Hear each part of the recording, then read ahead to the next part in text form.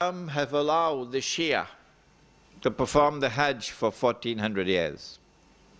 No regime in control of the Hijaz, no regime in the control of the Hijaz, to the best of my knowledge, in these 1400 years, have ever prevented the Shia from performing the Hajj on the grounds that they were not Muslims. It is therefore, I think, a little bit late in the day for some fatwa to be issued that the Shia are kuffar. So I recognize the Shia of Iran as Muslims. Having said that, my honor and respect for those who led the Iranian Revolution and those who fought in the Iranian Revolution, my admiration for them. And having spoken about my recognition of them as Muslims, let me now say that anyone who declares of Abu Bakr Siddiq radiallahu ta'ala anhu that he is a usurper is misguided. This is not an uncharitable statement. This is not a declaration of any war, it's just a factual statement. And when you compound that by declaring that Umar radiallahu ta'ala anhu was a usurper, you're misguided. And when you compound that by declaring that Uthman radiallahu ta'ala anhu was a usurper, you are thrice misguided. And so, because of this misguidance that I've just mentioned, this is enough, I don't need to go beyond this. The version of Islam which emerges from our Shia brothers cannot be considered to be completely authentic. Now, and therefore, it can now be understood why this partially authentic version of Islam is the only version of Islam which can succeed in a revolution in the modern age. Nobody else. Nobody else. And when Saddam Hussein is toppled, it is more likely than not that the regime which will replace him would be Shia. What this would do would be to lend credibility to the Shia claim to validity, that this is the authentic Islam, because this is the only Islam which is succeeding in the modern world. Israel wouldn't want to destroy that. And so the Iranian oil is not likely to be touched. Wait, and we will see.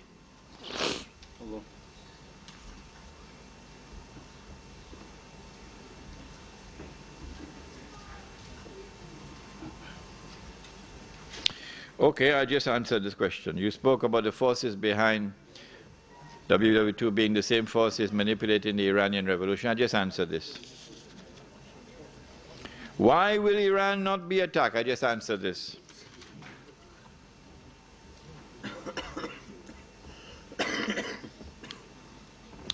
If Islamic banks are taking backdoor riba, then what about musharaka and mudaraba?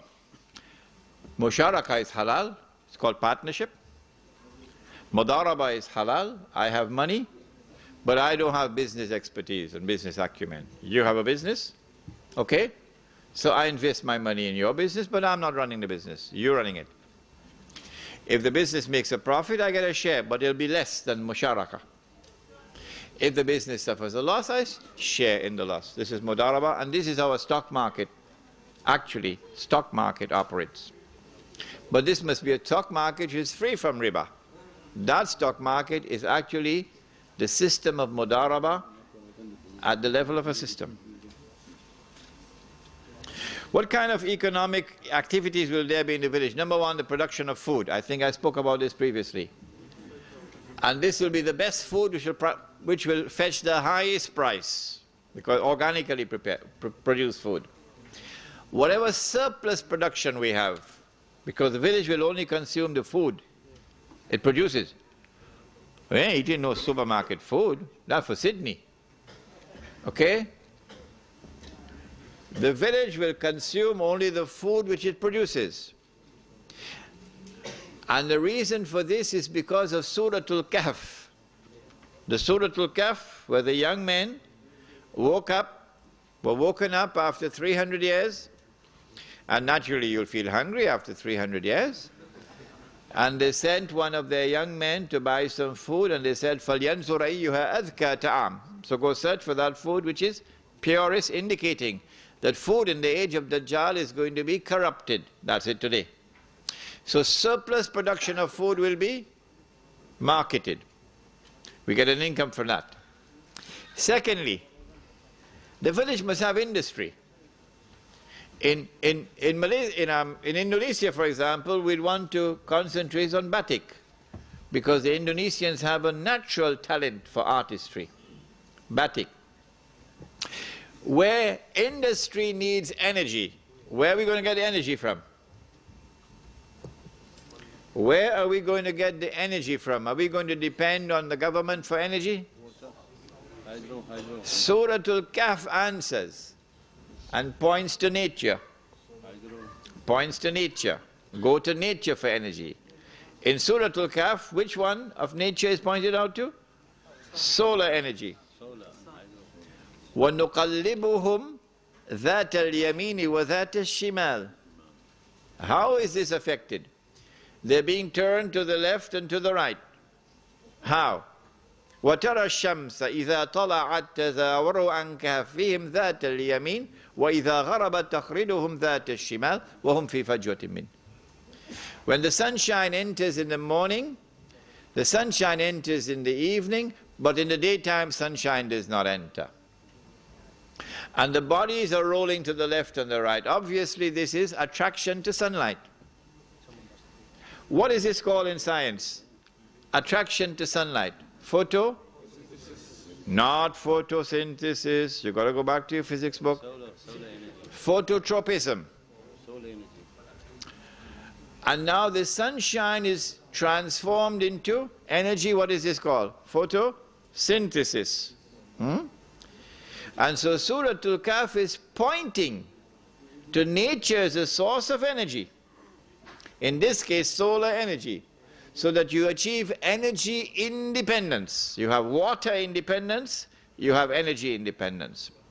We will want to have industries in the village, because we do not want a village in which all our men folk in the morning they go to work to Sydney, and in the evening they're coming back home. This is not a Muslim village, it's a hotel. We want a Muslim village in which Salatul Jummah and the Masjid, Salatul Dhuhr and the Masjid is full. Salatul Asr and the Masjid is full.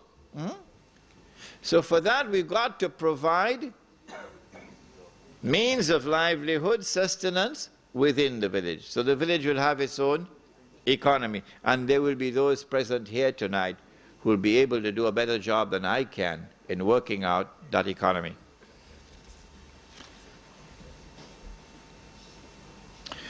Why is Tabligh Dawah less effective than Islamic village Dawah? No. I don't know what is Tabligh Dawah. I know what is Tabligh, it is to reach out. I know what is Dawah, it's a call. I don't know what is Tabligh Dawah. Good. I was talking about those who build a 5-star masjid. Oh yes, 5-star. And calling the people to the masjid. And the masjid is full.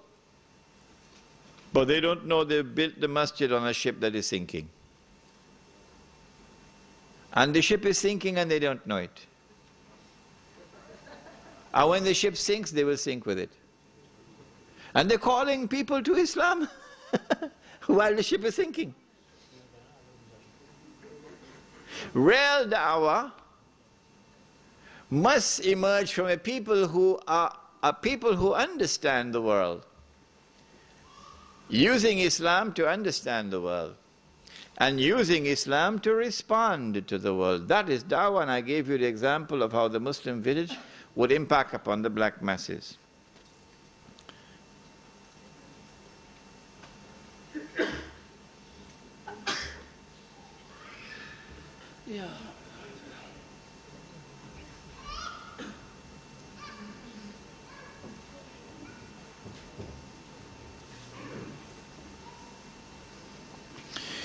America and Britain are all capitalist states. Policies built upon interests. Regarding Israel, it has always been a tool of the capitalist state. It derives its legitimacy and strength from these states. Israel and Jews are cowards. How can Israel take on the Muslims? Isn't it the US, with its buildup of troops, that is preparing to take on the Muslims? My answer is, wait and see. Wait and see. I have used the hadith to describe a reality in which one ruling state is about to give way to another. So my analysis comes out of the hadith.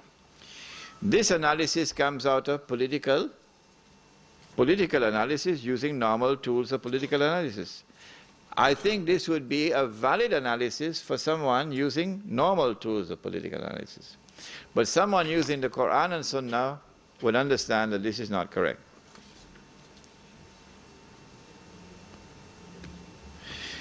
In your booklet, you've only talked about the Middle East. When will the situation in the Indian subcontinent? What about the situation in the Indian subcontinent, South Asia and Central Asia? This is not correct. In my booklet, I said that the United States could not have been attacked on September the 11th unless you had first put in place a government in Islamabad.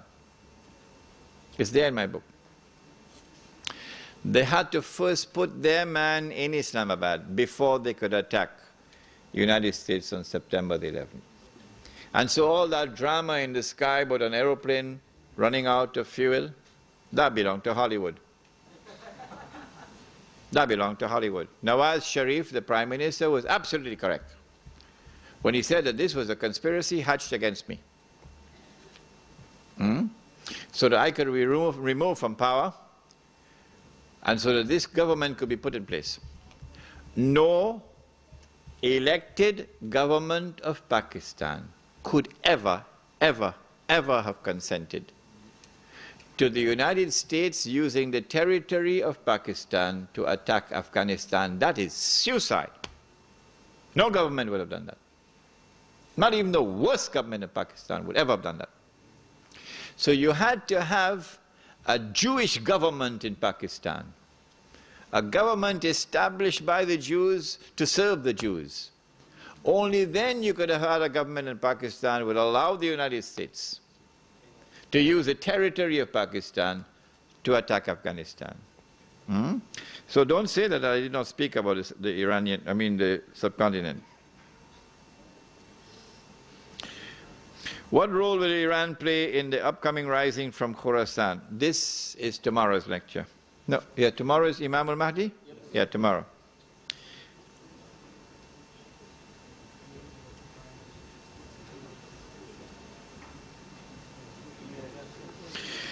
If the state of Israel will be dominant over the whole world, will it be without anyone's help? If the answer is yes, then what does it mean by Allah's word, illa bihablim min Allah? When the Jews boasted of what they did to Nabi Isa alayhi salam, okay?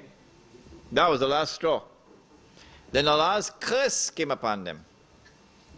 وَبَاءُوا بِغَضَبٍ مِّنَ اللَّهِ. And even in Surah Al-Fatiha, غَيْرِ الْمَغْضُوبِ عَلَيْهِمْ, the Jews.